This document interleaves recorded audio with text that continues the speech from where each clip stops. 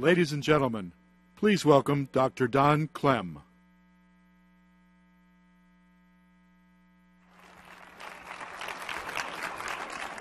Welcome and good morning to the centennial meeting of the American Academy of Periodontology. I'd like to ask you to please silence your cell phones and to remind you that the CE code is AQ27.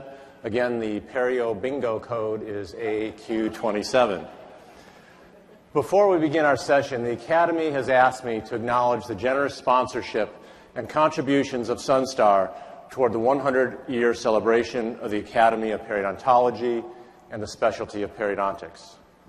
Over 30 years ago, Mr. H. Kaneda, the chairman of Sunstar, saw the potential in further defining the relationship between periodontitis and systemic diseases like diabetes.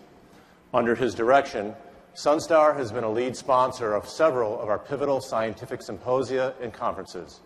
They've had an ongoing relationship with the Joslin Diabetes Clinic in Boston to bring educational programs raising the awareness of the association between periodontitis and systemic health, which has also included an international outreach. Mr. Kaneda is a longtime honorary member of this Academy, and I would like to invite our President-elect, Joan Otomo Cordial, to present a symbol of our recognition to our esteemed honorary member. Mayumi Kaneda, Mr. Kaneda's daughter, will be accepting this plaque of recognition on her father's behalf, as he cannot be with us today, but wishes all of his fellow members good fortune.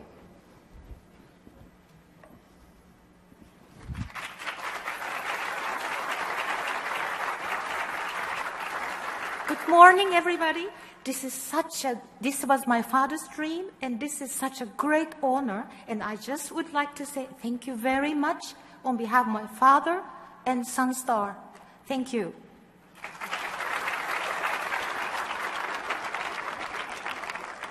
Thank you. As is our tradition in this Academy at our opening general session, we usually have the address from our president. Dr. Stuart Froum brings a unique mix of teaching, over 40 years of private practice, research, publication, and, of course, leadership. He's been our president for this last year, and I would like to welcome our president, Dr. Stuart Froum, to address the members.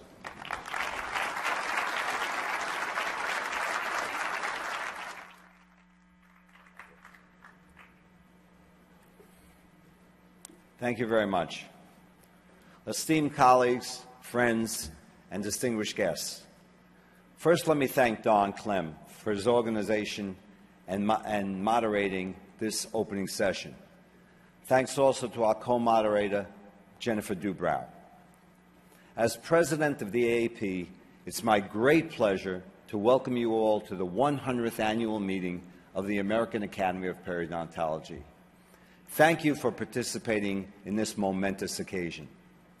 There are many I want to thank for organizing this special meeting and helping me during my year as president, beginning with my family, who supported me not only during my presidency, but long before I assumed the office.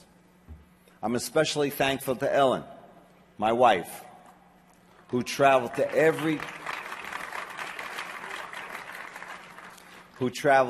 board meeting this year, as well as in past years, and expanded our circle to include those who support us, our significant others, and spouses. I want to thank the periodontists who have helped our profession flourish. All week, we will be celebrating those early pioneers as well as present-day heroes who continue to advocate for the AAP. On the screen are a few of those individuals who are true legends in our specialty. I also welcome the leaders of international periodontal societies and guests who've traveled far to join us here in San Francisco, making our centennial celebration a true global event and a perio melting pot. Greetings to our friends from organized dentistry, including the AGD, the ACP, and the American Dental Hygienists Association. And last but not least, I would like to recognize John Forbes, our Executive Director, and our remarkable AAP staff.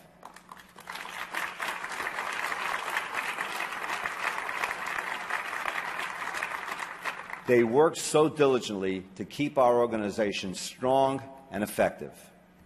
All year we've been commemorating our past as the foundation for a promising future. Periospectives has illustrated the events that shaped this academy over the past 100 years, and our Journal of Periodontology has published commentaries on key topics in research and practice from 1914 to today. These publications all remind us of our rich history and the enormous debt we owe to those dedicated clinicians and researchers who created new knowledge and translated it to better patient care. I've been a periodontist for over 40 years, more than 10 of them as a trustee and officer. The highs and lows I faced this year as your president have largely mirrored what has occurred in our profession over the last several decades. This year's long stroll down memory lane has underscored for me that our experience is not unique. The history of mankind is peppered with stark contrast, described most eloquently, perhaps, by Charles Dickens in 1859 in the opening lines of A Tale of Two Cities. It was the best of times, it was the worst of times. It was the age of wisdom, it was the age of foolishness. It was the epoch of belief, it was the epoch of incredulity. It was a season of light, it was a season of darkness. It was the spring of hope, it was the winter of despair. We had everything before us. We had nothing before us. So if during this 100-year birthday celebration, we're examining our best and worst of times as a specialty, then I ask, what has the AAP done to foster an age of wisdom and inspire a spring of hope? I'm happy to report the answer from my vantage point is a lot. Dickens' last line could be omitted when we write our story, the AAP story. We have everything before us.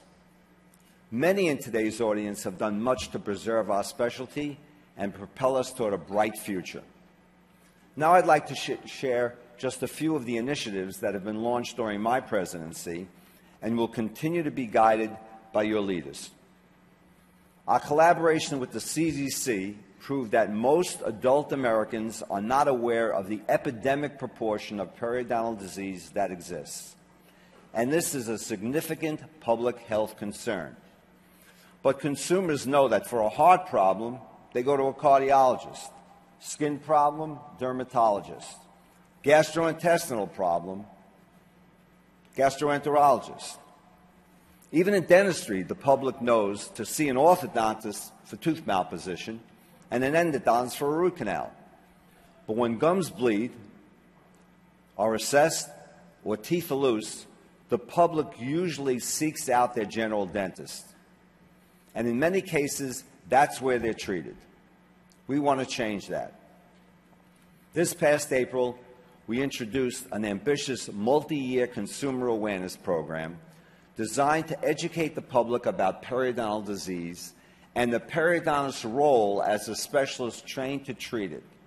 It's called Love the Gums You're With, and our goal is for the public to know, without a doubt, that the disease can be prevented and that we are the professionals to seek for treatment. We're working with a seasoned public relations agency to get this message out in newspapers, magazines, TV, and other venues. And we've had success in just the 5 short months since we launched the effort. Even Whoopi Goldberg and her co-hosts at The View have remarked on TV about how gum disease and its relationship to systemic conditions. But we need to attract more attention, and it's up to you, to each of you, to help this program go viral. We have a great toolkit on perio.org to help you spread the word. At this meeting, I urge you to visit the Love Your Gums Lounge. It's open Saturday and Sunday on Level 2, where our PR experts will explain the program and show you how to integrate it into your practice and into your community. This year, our focus is on raising disease awareness. Next year, we will explain the important part that periodontists play in this health equation. Changing public perception is a slow and arduous process, but we all have our part to do. We're also working to distinctly define our role with other dental professionals. Several decades ago, we added implants to our scope of practice. We became the solution for permanent teeth replacement. Today, however, other specialists as well as general practitioners are surgically placing implants. According to 2 independent surveys, by 2015, GPs will be placing more implants than all specialists combined. This has had a profound effect on the diagnosis of teeth with moderate to severe periodontal disease. Many are being extracted and replaced by implants, despite evidence-based research that shows with adequate periodontal treatment, these teeth can be saved. Bill Becker, my friend and this year's gold medal recipient, told me something that he tells his patients, and I now share with all of mine. He says, and I quote, "If you want to save your teeth, you can." This has been my mantra as well, and your academy is working hard to reestablish our identity as the professionals who save teeth. In June, we held our first consensus workshop on regenerative therapies. 52 experts from the U.S. and 5 other countries developed systematic reviews of treatment techniques, culminating in a number of consensus reports with practical applications that can help us in the clinical environment. What were the experts' conclusions? Number 1, regeneration works. Number 2, it can save many teeth currently being extracted. And number 3, it's not only biologically better, but from a cost-risk standpoint, there are significant advantages to saving teeth rather than replacing them with implants. You'll have the opportunity to read the groundbreaking proceedings in the Journal of Periodontology next February. Decision trees and clinical examples will appear in a companion issue of Clinical Advances in Periodontics. Now, with the proliferation of practitioners placing implants, we've seen a significant increase in the number of periimplantitis cases. As periodontists, we have the advanced training to diagnose and treat hard and soft tissue problems around natural teeth and implants. This year, we appointed a task force to develop a strategy for capturing the treatment of periimplantitis. We also asked researchers at the University of Michigan to prepare a systematic review and meta-analysis on the treatment of periimplantitis that was published in last month's Journal of Periodontology.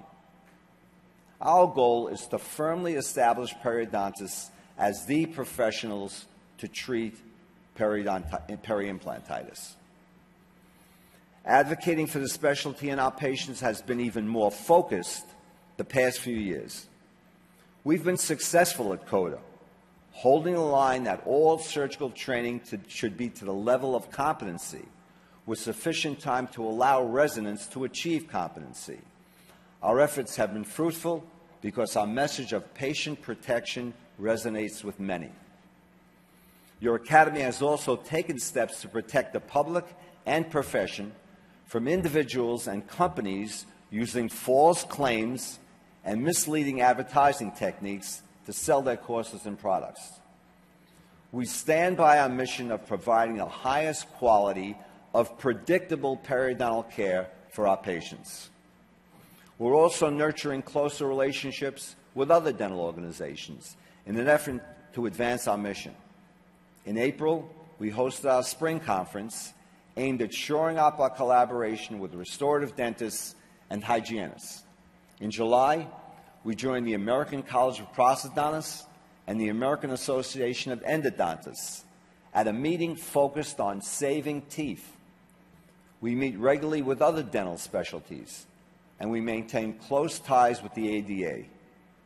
It is imperative that we all work together and collaborate for better oral health for our patients. We're also looking within to improve relationships.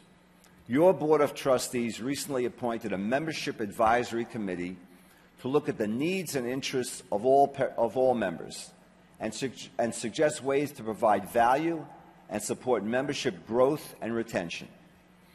In particular, we want to encourage our periodontal graduates and young periodontists to join us, as well as to expand our international participation. Now, we recognize the significant economic, practice, and geographic influence on our members.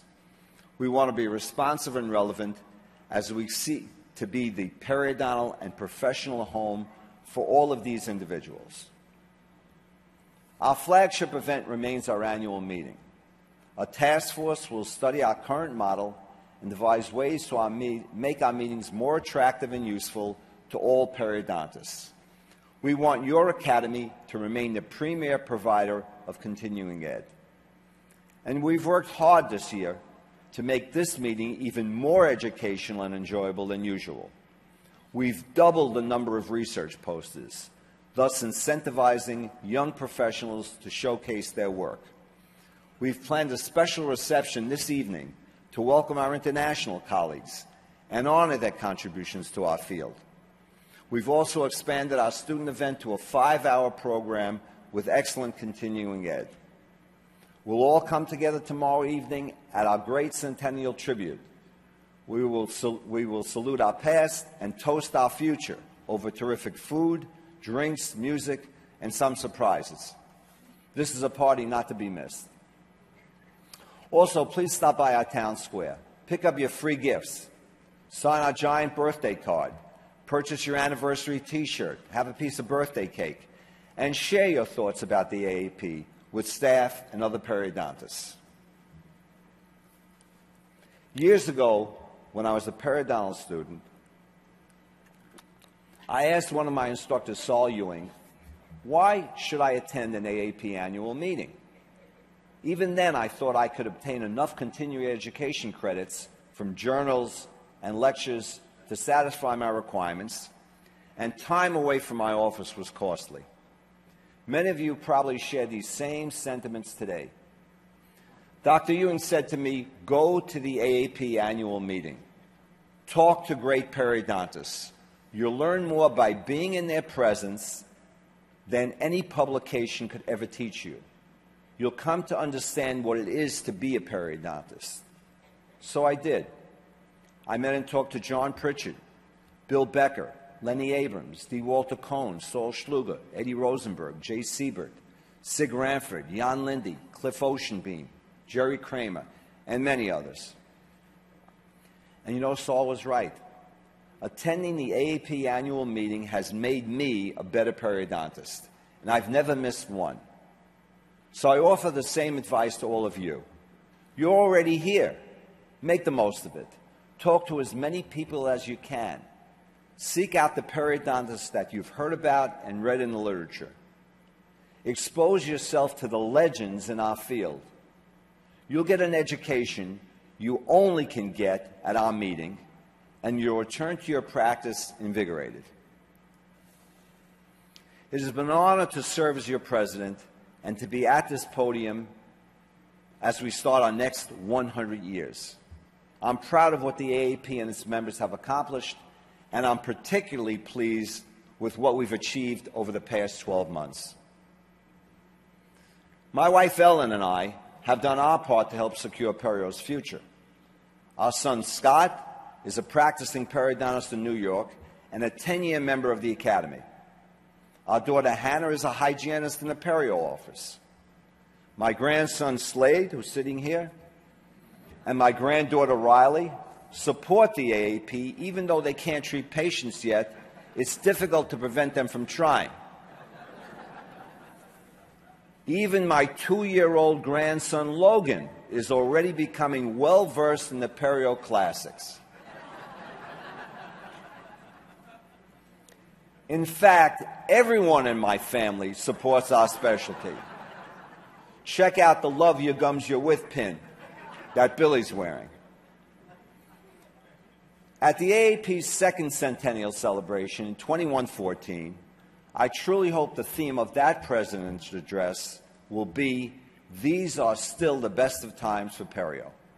I want to thank Sunstar for sponsoring this opening session and all of our sponsors for making this meeting possible.